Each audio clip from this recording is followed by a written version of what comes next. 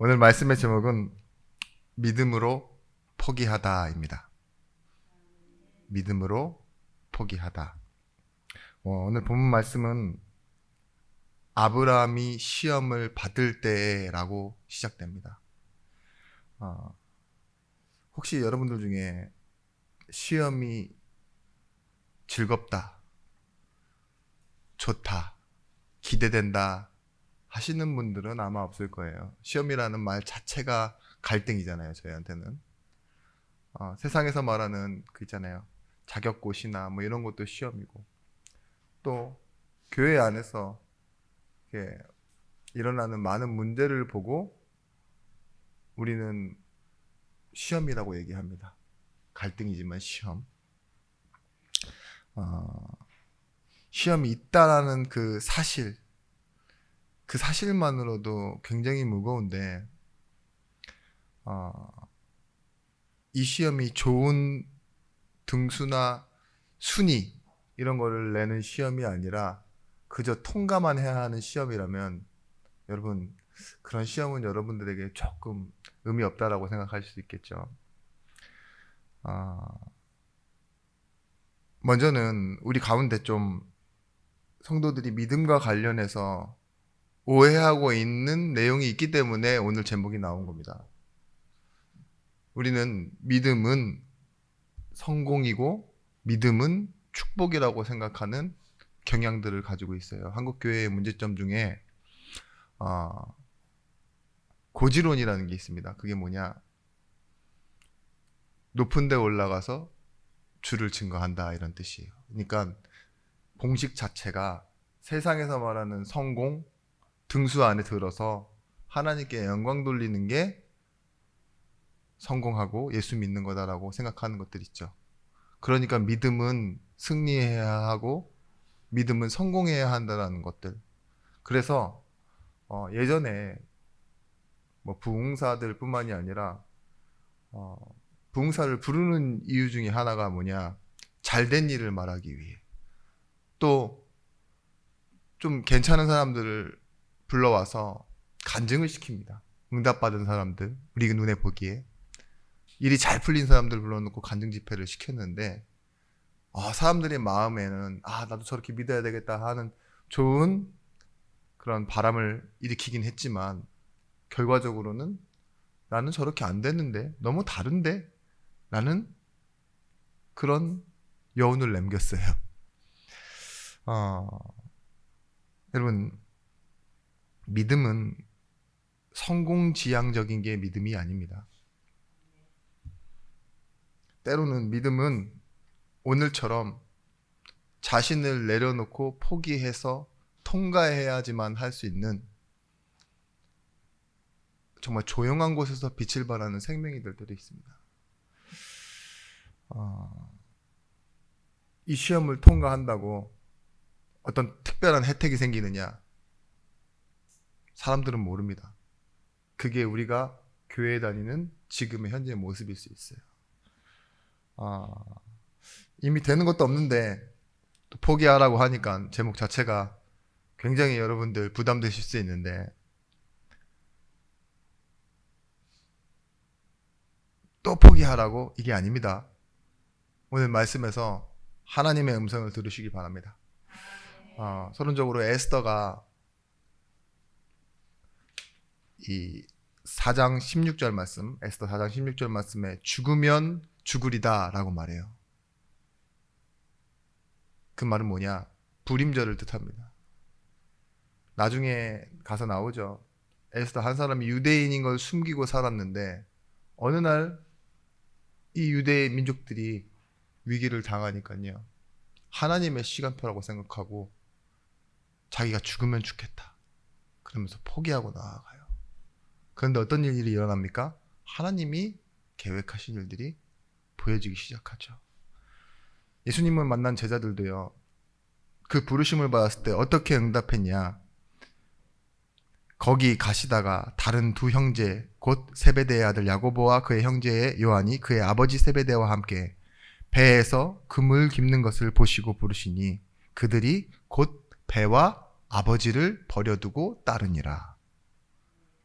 자기의 직업과 가족을 버려두고 따라가요, 제자들이. 어떻게 그럴 수 있을까요? 하나님이 엘리야를 통해 엘리사를 부르실 때도 아벨무할라의 농부, 큰 거부였습니다. 12결이 소를 갖고 있었어요. 지금으로 말하면 이제 한 결이가 소 2마리잖아요. 세트니까. 24마리의 경운기와 트랙터를 가지고 있고, 진짜 그 당시에 엄청난 부자였죠.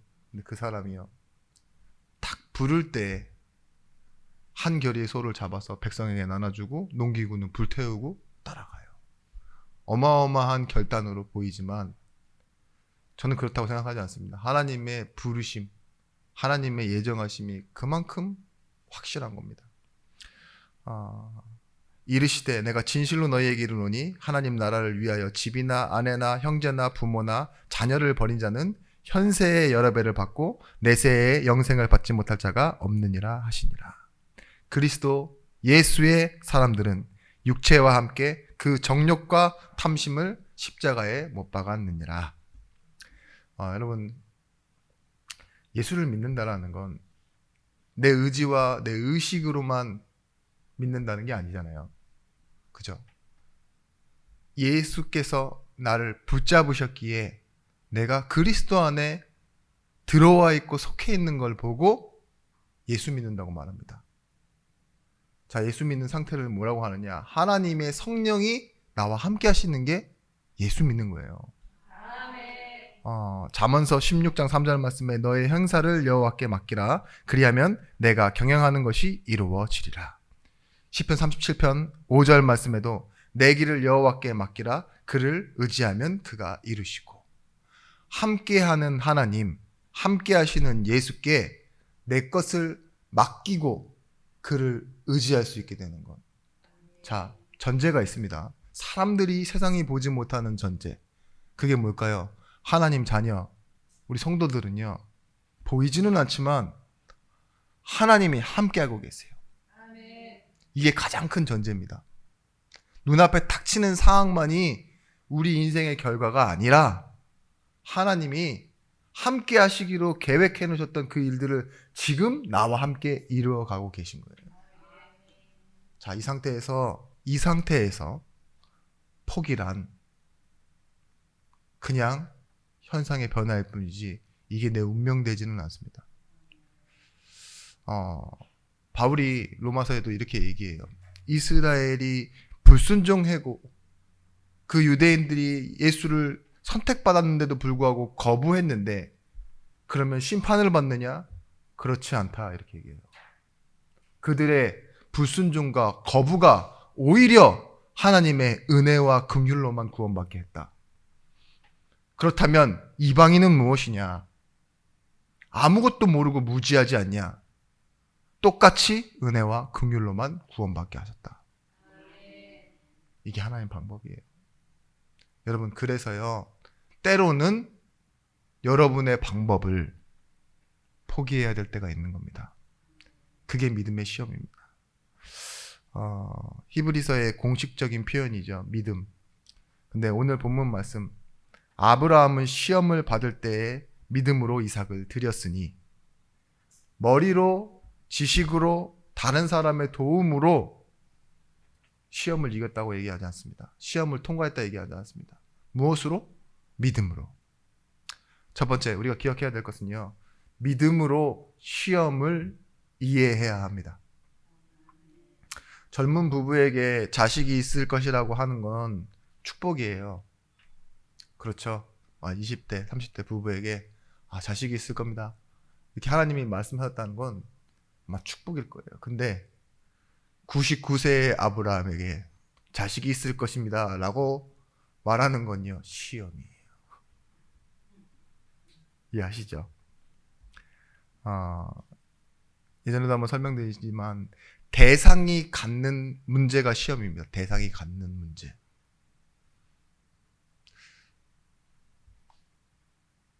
자, 11월 달이 되면은 전국에 있는 고3 수능생들이 긴장을 하죠. 그죠? 결전의 날이 다가오기 때문에. 근데 그 시험은 누가 갖는 문제냐? 입시자, 수능생들, 그들이 갖는 시험의 날이에요. 그죠? 대학에 가 있는 사람들이나 뭐 희망이 없거나 아니면 나이가 들어서 이제는 그걸 전혀 생각할 필요가 없는 사람들은 그냥 지나는 날의 한 날이잖아요. 그쵸? 근데 아브라함은요, 무엇 때문에 시험을 받습니까? 약속 때문에 시험을 받는 거예요. 하나님이 약속을 주셨고 그 약속을 가진 아브라함에게요, 하나님의 계획으로 이끌어 가시기 위해 시험을 주신 겁니다. 여러분, 세상에서 말하는 사람들이 문제와 어려움을 당합니다. 그 문제와 어려움이 성도에게도 똑같이 있습니다. 그러면 이유가 같은 문제일까요? 결과는 또 같을까요? 그렇지 않습니다. 문제가 똑같을지라도, 똑같은 원인에 의해서 발생했을지라도요, 우리는요, 하나님이 원하시는 결론과 결과로 가게 돼 있습니다. 손흥민 선수가 학력이 어떻게 돼 있냐? 동북고 중퇴로 돼 있습니다. 고등학교 중퇴자. 근데 인터뷰하는 거 보셨어요? 야, 유럽에서는 그 나라 언어로, 미국 가서는 영어로 언어를 저렇게 잘하는데, 그죠? 너무 부럽더라고요. 근데 그분이 언어만 잘하십니까? 하나님 주신 달란트, 축구를 너무 잘하잖아요. 그죠? 잘하는데 가난하게 살아요? 따라오는 게 너무 많아요. 옵션이. 옷도 잘 입지, 뭐 돈도 너무 많지. 그죠? 그래요. 학력은 문제가 되지 않는다고요. 이미 넘어선 사람에게. 우리도 그런 거예요. 우리가 얼마나 큰 축복을 받았습니까? 얼마나 우리 안에 하나님의 호의를 받는 상태이고, 하나님이 이미 복 주셨다고 말했고, 다른 사람은 모르는 영적인 비밀, 기도의 비밀, 예배의 비밀을 알고 있는 사람들이잖아요.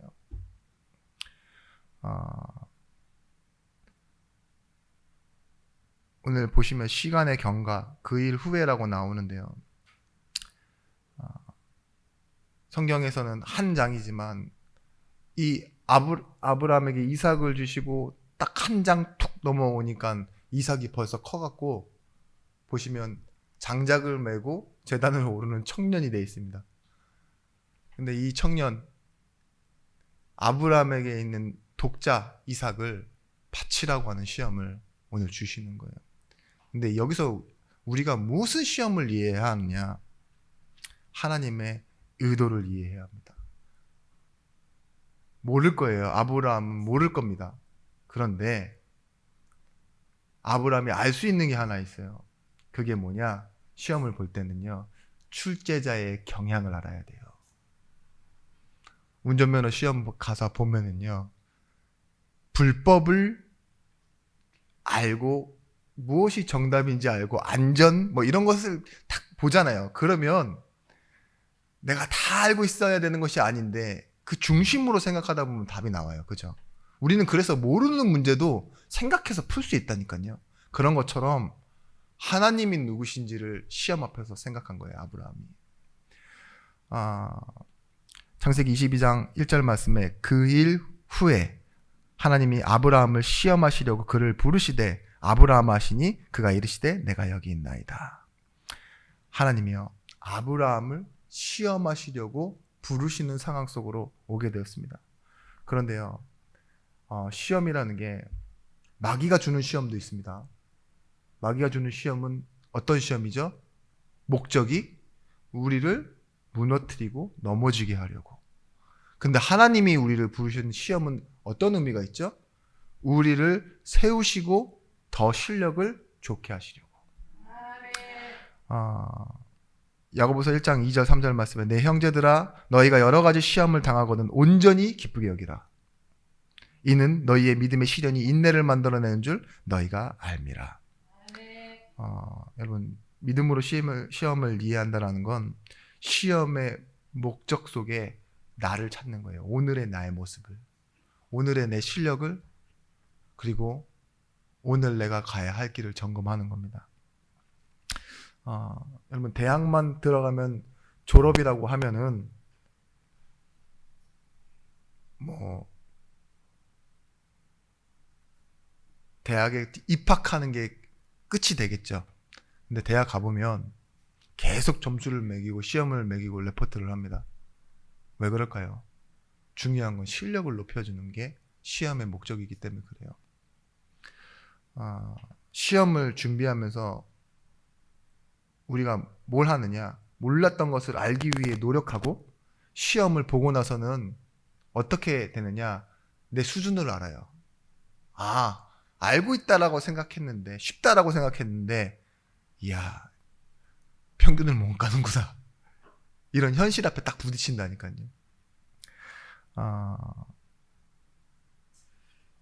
그래요. 우리가 시험을 봐봐야 내가 어느 정도 실력이 있는지 확인할 수 있고, 시험을 준비하는 그 자체가 실력이 느는 거예요. 준비하는 거기 때문에.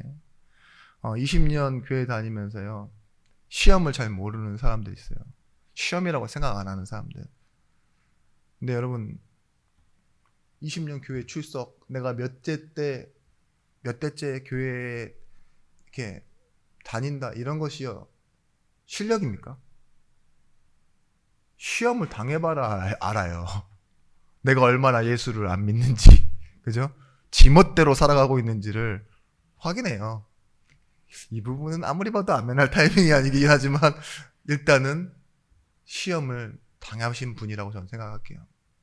대신에 당했다는 게 아니라 시험을 하나님이 주신 게 맞다면 반드시 하나님이 준비하신 것을 확인하십시오. 여러분, 시험을 치룰 능력을 누가 주셨느냐? 그 자격 있죠. 시험을 받는 사람의 자격도 필요해요. 하나님이십니다. 출제자가 감독관이 하나님이시라면요, 그 시험에 응하게 하신 대상자인 우리는 자격을 갖췄어요. 그게 뭐냐? 믿음으로. 그러면 시험을 치를 때요, 시험을 갖는, 그리고 시험을 통과해야 하는 우리는 부전승이 없습니다. 하나님이요, 면제, 부전승 없이 그냥 한 번에 쑥 데려가시는 분들은 병원에서 이제는 거의 이제 길이 나오신 분들이 있죠. 그 어디나 하늘나라인데 바로 앞에 하늘나라 계신 분, 그런 분들, 시한부에 계신 분들 외에는요, 하나님이 여러분을 통한 모든 계획들을 다 준비하고 계세요. 하나님 혹시 통과를 못해서 유급자가 된다? 그런 경우 없어요. 하나님은 여러분들을 제시의 제시 계속 통과하게 만드실 거예요. 어떻게든 하나님은 목적이 뭐예요? 통과하도록. 우리가 이 아브라함의 인생을 보면요, 참 놀라운 게 아브라함이 틀린 선택을 하도 하나님 계속 복을 주세요. 그죠? 속이고 거짓말하고 조금 부족해도. 근데 우리가 이걸 가지고 위로받을 게 아니라 하나님이 얼마나 아브라함을 하나님이 원하시는 방향으로 이끌어 가시는지를 봐야 돼요. 아비멜렉과 그의 군대 장관인 비골이 볼 때요, 아브라함은 누가 봐도 이상한 사람이었어요. 왜냐? 하나님이 은혜를 주시고 동행함이 보였대요. 그래서 그 아브라함이 있는 브엘세바까지 찾아와 불가침 조약을 맺자, 우리 언약을 맺자, 절대 싸우지 않는 그런 계약을 맺자, 이렇게 말할 정도로요, 아브라함은 누가 봐도 하나님의 축복을 받는 사람이었어요. 근데 그런 그에게 왜 이런 시험이 왔느냐? 여러분, 믿음으로가 아니면 이 시험을 이해할 수가 없습니다. 두 번째, 역시 마찬가지로 우리가 시험을 받는다는 것, 시험을 이해한다는 것은 약속을 붙잡는다라는 것입니다. 약속을 붙잡다. 문제를 어떻게 풀어야 됩니까? 시험을 순종으로 문제를 풀라라는 것입니다. 여러분, 이해되고 비교해서 선택하는 것 있죠. 내가 알고 있다라고 생각하는 걸 선택해서 답을 맞추는 시험이 아닙니다. 모르고 이해할 수 없음에도 말한 자의 인격을 믿고 따라가는 것을 보고 순종이라고 해요. 우리 히브리서 11장 11절 말씀에 사라가 단산하였으나 잉태할 수 있는 힘을 얻었는데 그 힘을 어디서 얻었다고요? 이는 약속하신 이를 미쁘신 줄 알았더라 그랬어요. 그러니까 뭐예요? 힘을 얻는데 결과보다 결론, 그 약속을 주신 분, 그 약속하신 분이 미쁘신 걸 믿고 힘을 얻었다고 그랬어요. 여러분, 이삭이 약속의 아들입니다. 히브리서 11장 18절 오늘 말씀에 그에게 이미 말씀하시기를 내 자손이라 칭할 자는 이삭으로 말미암으리라 하셨으니, 히브리서 기자가 이삭만 아들이 아닌 걸 알고 있어요. 이미 이스마엘이라는 형이 있습니다. 근데 뭐예요? 약속으로 얻은 자녀 이삭만 독자라고 얘기를 해요. 창세기 21장 12절 말씀에도 하나님이 아브라함에게 이르시되 내 아이나 내 여종으로 말미암아 근심하지 말고 사라가 내게 이른 말을 다 들으라. 이삭에게서 나는 자라야 내 씨라 부를 것임이라. 여러분, 피부치 정도의 자손이 아니라 하나님이 이삭을 약속하실 때 이렇게 얘기하세요. 하늘의 별과 달처럼 그리고 바다의 모래처럼 네 씨가 번성하게 될 것인데 그건 이삭으로 말미암을 거야. 단순히 한 명의 자식이 아니라 하나님이 미래를 약속하신 축복의 매개체가 이삭이었습니다. 후손에 대한 약속이고 그만큼 중요한 사람인데, 여러분, 독자라서 못 드리겠습니다. 한 10명 있으면 하나 드릴 수 있습니다 라는 게 부모의 마음인가요? 제일 마음에 안 드는 일 하나 딱 쟤는 잡아가십시오 이렇게 할 수 있는 게 그게 부모의 마음인가요? 그렇지는 않죠. 근데 아브라함에게 주신 시험은요, 하나밖에 없는데 그 하나 달라는 거예요. 어렵죠. 여러분, 오늘 말씀하신 그 포기도요, 여러 개가 있는데 그 중에 하나를 내놓으라는 건 그냥 우선순위 정하기예요. 근데 그런 정도가 아니라 우리가 이해해야 될 것은요, 구원입니다. 구원은 우리의 행위로 난 것이 아니라 하나님의 약속입니다. 그렇죠? 약속의 아들을 이삭으로 받았던 것처럼 우리도 구원을 뭘로요?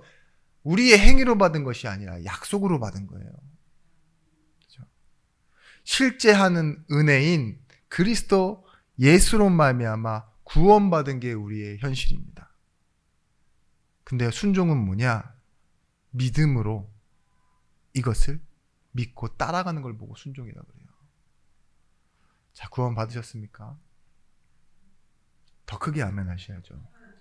구원 받았냐는 말에 뭐지? 뭔가 말씀이 잘 들릴 때는 아멘 이렇게 하시다가 구원 받으셨습니까? 라는 말에 이게 뭘까? 저 이러면 헷갈리고 너무 힘들어요. 아시죠? 제가 더 다른 걸 설명해야 된다라고 하면서 막 예배가 늘어날 수 있습니다.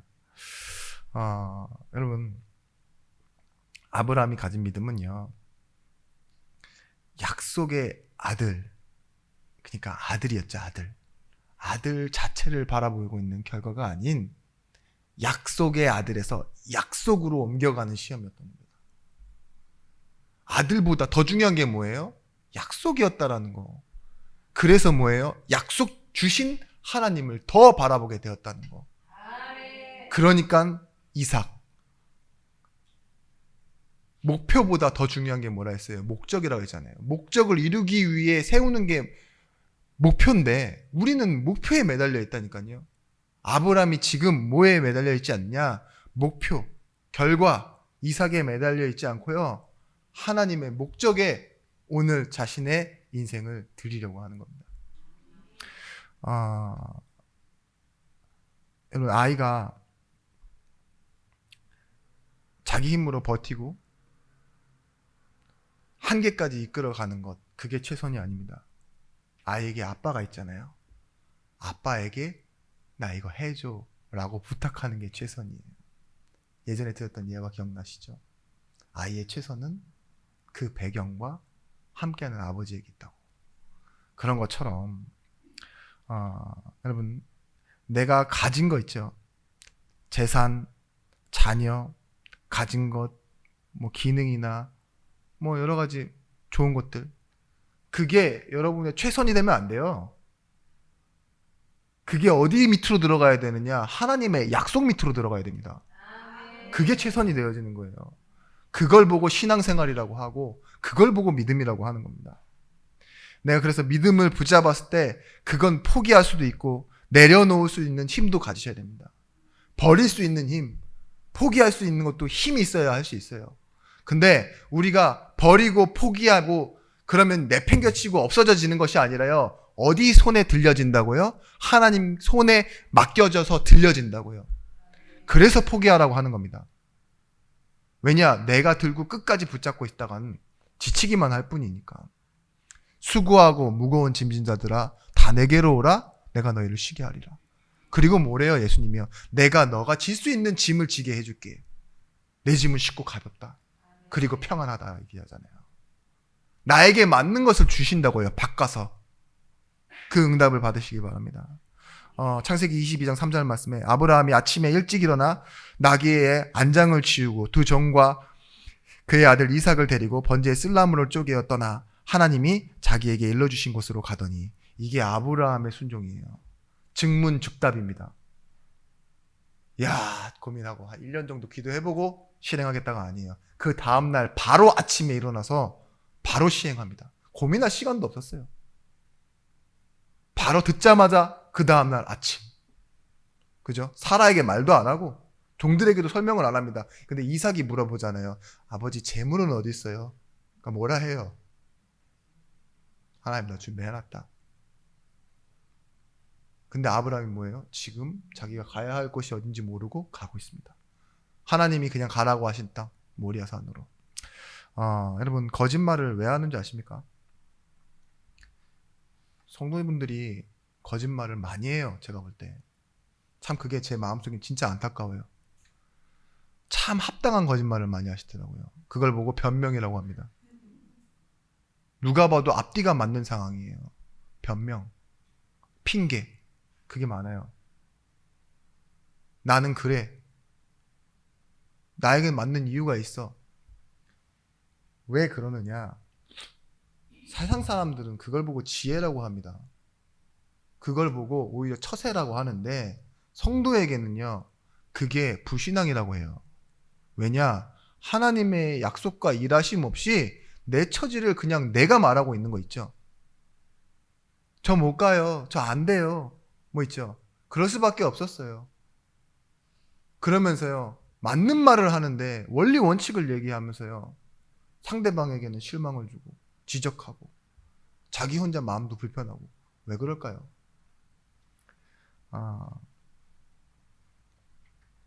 거짓말은 정직하게 말하는 것보다 거짓말하는 것이 더 내가 닥친 상황을 모면할 수 있고 지혜롭다라고 생각하기 때문에 그런 말을 하는 거예요. 거짓말이 시작되어지는 이유 아시겠습니까? 왜 창세기 3장에 아담과 하와가 핑계를 대고 책임을 전가했습니까? 남에게. 그렇게 해야 자기에게 유리하다라고 생각했기 때문에. 네, 여러분, 진짜 믿음이 있다 그러면요, 내 자존심 조금 포기하는데요, 새로운 길이 열리기 시작합니다. 미안해라고 말하기 시작하는데요, 그때부터요, 참 내가 솔직하게 돼요. 제가 언제부터 설교를 좀 잘하게 된 줄 아십니까? 지금도 못하지만 포기할 때예요. 좀 솔직해질 때. 그러니까 하던 것에서 멈춰놓고 다시 하는 게 아니라, 하나님이요, 전혀 모르던 시작점에서요, 하나님이 원하시는 목적으로 계속 새로운 길을 내시는 걸 보게 됐어요. 갈등은 여러분, 내가 가진 것을 내려놓지 않고 앞뒤를 재다 보니까, 이것 할까 저것 할까, 더 좋은 게 뭘까 생각하다 보니까 나오는 게 갈등이잖아요. 근데 뭐예요? 하나님이 주신 언약으로 생각하다 보면요, 우리는 오직이라는 답을 갖게 됩니다. 세상의 도덕과 윤리와 경험과 상식으로는 이해할 수 없는 일, 차라리 사라를 바치라고 하시지, 하나님은 이삭을 바치라고 하는 그 일을 아마 이해할 수 없었을 거예요. 근데 교회가 움직이는 힘은 뭐냐? 말씀이고 그 말씀을 근거한 순종입니다. 모르는데도 하나님을 믿고 하는 일들. 여러분 포기하지 못하는 이유는요, 가장 큰 핵심이 그거예요. 내가 이걸 어떻게 해서 얻었는데 라고 하는 은혜의식보다는 보상의식. 내가 노력해서 얻은 거잖아요, 같이. 그죠? 하나님이 주신 건데도 내가 뭘 해서 얻은 거라고 착각을 해요. 그리고 두려움이에요. 마치 죽음의 두려움과 같습니다.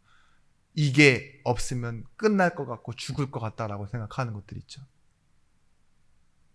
그러니까 여러분들이 배 뒤집어 까고 이렇게 넘어져서 때로는 날 죽이소서 하는 거예요. 잃어버리면 안 될 것 같으니까. 제가 이 오늘 말씀의 본문을 두고 하나님께 질문해 봤어요. 하나님, 도대체 나에게 우리 교회에 무엇을 가르치려고 하십니까? 이 기도를 처음 했어요. 그리고 조금 답대 답인 격으로 이렇게 질문해 봤어요. 내가 아브라함이면 이렇게 질문했을 것 같다. 왜냐? 할 수 있는 걸 해야죠. 하나님은 당신의 독자를 주실 수 있는 분이십니까? 이 질문을 했어요. 아브라함에게 그걸 요구하신다라는 건, 그 시험을 주신다는 건 하나님은 그러실 수 있는 분이냐라는 질문이 선행돼야 되잖아요. 안 그래요? 안 그러겠습니다. 안 그렇군요. 네. 근데 그래요. 그래서 오늘 답이 나왔어요. 생각해보니까 너무 감사하더라고요. 하나님은 주셨습니다. 아브라함은 이삭을 드리려 할 때 말려놓으시고 뭐예요? 하나님은 자기의 독생자 예수를 십자가에 주셨어요. 그걸 설명하시기 위해 아브라함을 믿음으로 이끌어 가시고 믿음으로 결과를 내게 하신 거예요. 단순히 뭐라고 해요? 이걸 보고 드라마의 예고편의 한 장면이에요. 아브라함이 칼을 탁 들고 화면이 멈추죠. 그리고 광고가 올라옵니다. 카페라인에 막 이렇게 올라오면서 노래가 깔리죠. 무슨 노래가 깔렸을지는 모르겠어요. 근데 하나님의 은혜로 이렇게 드라마가 지나갈지 모르는데 뭐예요? 결과는 뭐예요? 십자가. 진짜를 보게 될 것입니다. 그게 세 번째입니다. 우리는 이 시험을 통해서 뭘 알게 되느냐? 진짜가 무엇인지 알게 됩니다. 여호와 이레, 하나님의 준비하심. 창세기 22장 13절 말씀에 아브라함이 눈을 들어 살펴본즉 한 순양이 뒤에 있는데 뿔이 수풀에 걸려 있는지라 아브라함이 가서 그 순양을 가져다가 아들을 대신하여 번제로 드렸더라. 아브라함이 그 땅 이름을 여호와 이레라 하였으므로 오늘날까지 사람들이 이르기를 여호와의 산에서 준비되리라 하더라. 아멘. 여러분, 이 아브라함의 이야기는 하나님의 준비하심과 하나님의 헌신과 하나님의 시험을 얘기하는 겁니다. 아브라함의 시험, 아브라함의 준비, 아브라함의 믿음이 아니에요. 하나님의 믿음, 하나님의 시험, 하나님의 준비를 말하는 거예요. 모리아, 제물로 드리려던 그 장소가 우리는 알고 있습니다. 솔로몬의 성전이 드려졌던 아라우난의 타작마당, 그리고 예수님이 십자가를 지셨던 그 갈보리를 뜻합니다. 번제. 이 번제가 뭐냐? 아브라함에게 지금은 출애굽기 전입니다. 무슨 말인지 아시죠? 레위 지파가 나오기 전이라고요. 성막이 지어지기 전에 제사. 근데 하나님이 아브라함에게 뭐라고 얘기하시느냐? 창세기 22장 2절 말씀에 여호와께서 이르시되 내 사랑하는 내 아들 내 사랑하는 독자 이삭을 데리고 모리아 땅으로 가서 내가 내게 일러준 산 거기서 그를 번제로 드리라 이래요. 번제란 뭐냐? 가죽 벗겨놓고요. 다시 순서를 재정하겠습니다. 반으로 갈라놓고요. 아닌가? 가죽을 벗겨놓고 반으로 가르고 각을 떠서 형체를 다 불로 태워버리는 거예요. 근데 동물도 아닌 사람을, 그냥 사람도 아닌 독자 이삭을 그렇게 드리라고? 지금 하나님이 그 말씀을 하고 계신 거예요. 그런데 그 번제는 뭘 말하느냐? 십자가를 말합니다.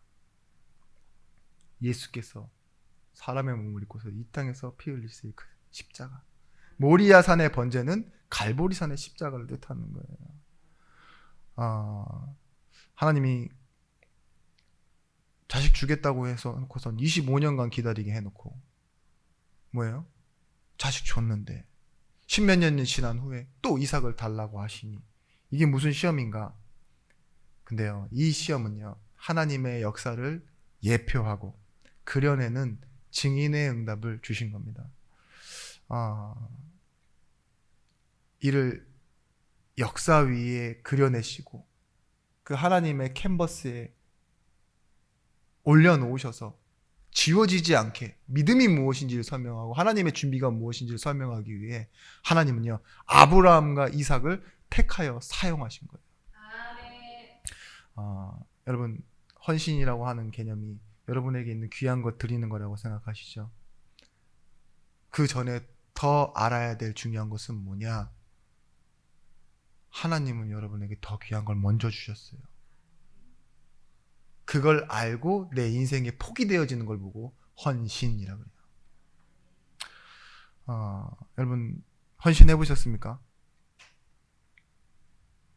저는 많이 못 해봤어요. 근데 조금이라도 해봤을 때 여러분 기뻤습니까? 아까웠어요? 중요한 건 여러분들이 기뻐했던 아까워했던 하나님은 기뻐하셨다는 거예요. 하나님이 기뻐하셨대요. 한 가지 예화를 드리고 메시지를 마치겠습니다. 어떤 한 스님이 얘기한 그 내용 중에 무소유라는 키워드가 있었죠. 한때 대한민국에 열풍을 가지고 왔었던 그 미니멀 라이프라고 해서 다 이제 인생에 가장 중요한 것만 남기고 필요한 것만 쓰고 하자라고 말하는 그런 미니멀 라이프의 시작의 흐름 속에 어떤 분이 이렇게 스님이 노자의 말을 인용해서 무소유를 가지고 왔어요. 근데 진짜 그 무소유를 말하는 많은 스님들 중에 어떤 그 글을 잘 쓰시는 그 무소유 스님은 페라리를 타는 풀소유라고 해가지고 저 한때 논란이 되기도 했었지만 그 말이 그 절에 계시는 분들도 그렇게 얘기해요. 잘못 이해했다고. 진정한 무소유는 노자가 말했던 무위, 그러니까 아무것도 갖지 않는다라는 것이 아니라 아무것도 갖지 않으려는 마음을 가져야지만 아무것도 갖지 않을 수 있다. 참된 소유가 있어야지만 무소유를 할 수 있다. 이런 의미에서 쓰여진 거래요. 노자 자체도. 그리고 그 스님이 하신 원래 저희도. 그래서 무이라는 게 하지 않는 걸 하게끔 할 수 있는 게 무인데, 성경이 지금, 말씀이 조금 약간 어디 이렇게 그 절과 콜라보가 된 느낌인데 그런 뜻이 아닙니다. 우리 예수 믿는 사람들이요, 내 것을 포기할 수 있다, 내 것을 양보할 수 있다, 내 가치를 버릴 수 있다, 이런 것은요, 더 큰 것, 더 중요한 것이 발견되어지지 않으면 쓸데없는 행동이 되는 겁니다. 내 자신의 신념이 되어지는 거죠. 그래서 우리가 이 단어를 꼭 기억하셔야 돼요. 결론적으로 오직 그리스도, 완전한 축복의 성취를 아는 자가 되어지는 겁니다. 우리가 과거를 버릴 수 있는 그 시간표가 언제 오느냐? 마태복음 13장 44절에서부터 46절 말씀에 두 가지 비유가 있어요. 진주장사가 더 좋은 진주를 사기 위해 자신의 소유를 내다 팔아서 그걸 어떻게든 사지 않냐라는 진주장사의 비유와 밭에 보화를 발견한 자 있죠. 밭을 보화를 발견했는데 뭐예요? 모든 소유를 다 팔아서 뭐예요? 그 밭을 사서 합법적으로 그 보화, 그걸 갖는다고. 그죠? 그러면 뭐예요? 빚을 지고 내려놓고 다 파는 게 손해가 아닌 거잖아요. 오히려 더 큰 것을 얻기 때문에. 그겁니다. 우리에게 진짜 축복이 뭐냐? 상황과 현상이 바뀌고 남들이 인정하는 상황이 찾아오는 게 아니라 우리 인생이 예수를 믿되 오직 그리스도를 믿을 수 있는 건 그게 진짜 축복입니다. 여러분, 나에게 답을 찾지 마시고 하나님이 주시는 답을 붙잡는 것, 그래야 오직이 될 수 있습니다. 여러분, 버릴 수 있는 답이 있습니다. 그게 뭐냐? 아브라함을 이렇게 설명하고 있어요. 오늘 본문 11장 19절 말씀에 하나님이 능히 이삭을 죽은 자 가운데서 다시 살리실 줄을 생각한지라 비유컨대 그를 죽은 자 가운데서 도로 받은 것이니라. 아브라함은 실제 버렸는데요. 죽였다고 말하는 거예요, 사실. 근데 뭐래요? 도로 받았다고 생각했대요. 이게 뭘까요? 부활을 믿었다는 겁니다. 칼빈은 이렇게 얘기해요. 제 가운데서도 그를 다시 살리시고 주실 줄로 믿었더라 라고 본문을 해석합니다. 그쵸? 이 히브리서 오늘 이 본문이 뭐라고 말해야 되느냐? 성령의 증언입니다. 하나님이 히브리서 기자에게 이 본문을 쓰게 만들 때요, 옆에서 성령이 역사하셨어요. 이렇게 써라. 왜냐? 이 말씀을 듣는 성도들은 부활을 믿어야 되기 때문이다. 저는 이렇게 확신합니다. 여러분, 바울이요, 뭘 믿었냐? 예수 그리스도를 알고 난 후에 포기할 수 있는 것들이 드디어 생기기 시작했어요. 내가 알고 있던 모든 것을 해로 여긴다. 배설물로 여긴다 말했어요. 베드로도 이렇게 얘기합니다. 금과 은 내게 없거니와 내게 있는 것, 하나님이 주신 것, 그것을 내게 주느니 나사렛 예수 그리스도 이름으로 일어나 걸어라. 여러분, 포기하지만 새로운 답, 다른 답, 그리고 하나님이 주신 응답을 얻는 증인들이 되시길 바랍니다. 여러분, 한번 돌아가서 생각해 보세요. 여러분, 외아들 있습니까? 아마 있을 거예요. 마지막 자존심이 외아들이겠죠, 여러분. 그러니까 비교격으로 진짜 내가 그만큼 소중하게 여기는 거 있습니까? 그거 하나님 앞으로 가져와서 언약으로 바꾸십시오. 하나님이 주시는 것으로 바꾸셔야 돼요.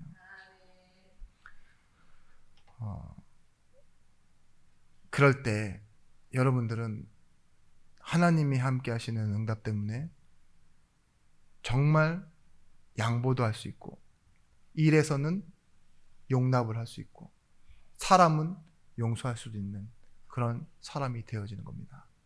여러분의 인생은 세상이 말하는 성공된 인생이 목표가 아니라 하나님이 함께하는 증인이 목표입니다. 오늘도 돌아가셔서 말씀의 인도를 받는 증인이 되시길 예수 그리스도의 이름으로 축복합니다. 기도하겠습니다. 하나님,